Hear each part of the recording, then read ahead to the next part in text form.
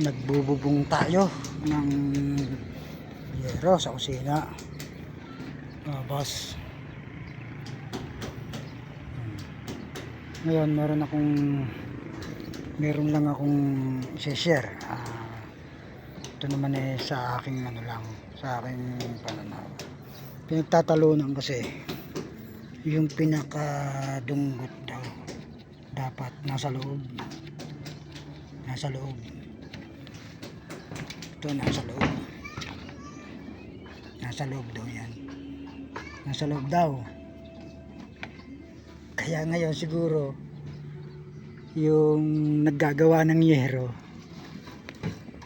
naggawa na